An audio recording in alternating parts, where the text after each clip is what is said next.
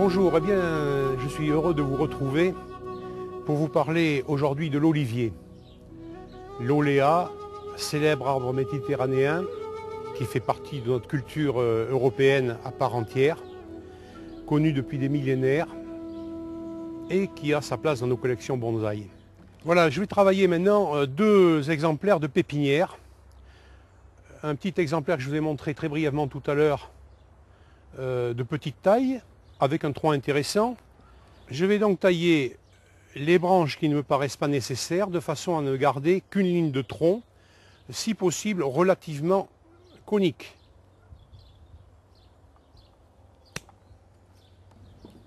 Voilà.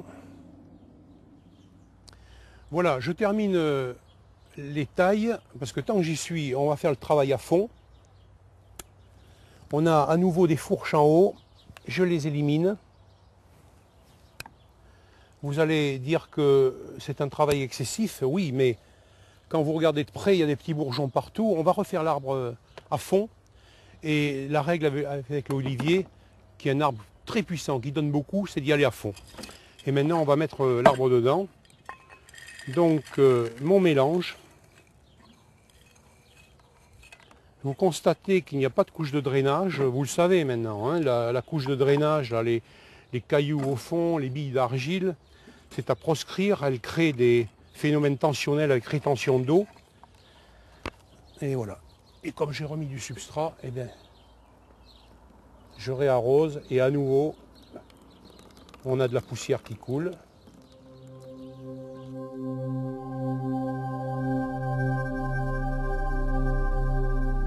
Voilà, je vous montre un deuxième cas de figure sur les oliviers de pépinière. C'est un très gros sujet, donc acheté chez un professionnel du bonsaï.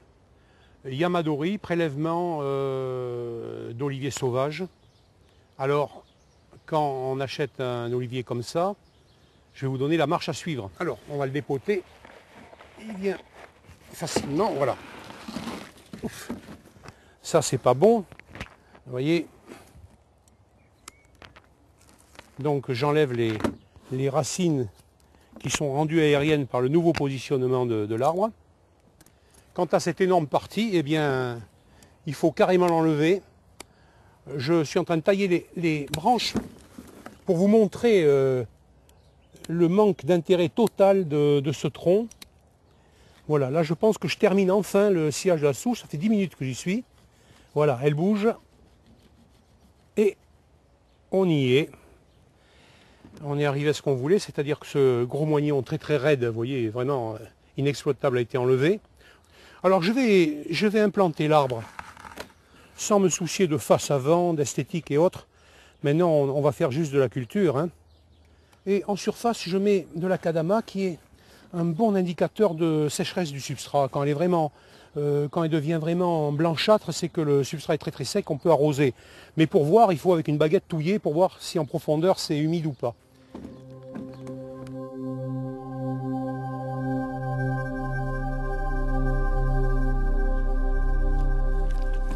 Voilà, je voudrais vous parler de l'entretien des oliviers.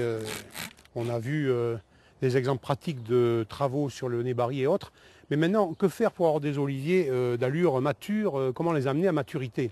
Alors, le gros travail sur l'olivier, c'est la taille des rameaux, des feuilles, de façon à le faire densifier. On fait des tailles à 2 feuilles, des rameaux apicots. Quand on les taille à 2 feuilles, dans les 15 jours qui suivent, ils vont à nouveau ramifier et donner 2 rameaux. Les arbres très forts peuvent être défoliés en juin et en août, si on est sûr qu'on est dans une région où les hivers sont doux et où surtout l'automne sera chaud et ensoleillé, donc sud de la France. Quand vous habitez le nord de l'Europe, ne défoliez pas en août parce que vous risquez d'avoir un mois de septembre froid et là l'olivier va mal réagir. Voilà, j'espère que ce petit tour aura éclairé bien des points obscurs et qui vous incitera à rentrer ces arbres dans vos collections personnelles. Merci de m'avoir écouté.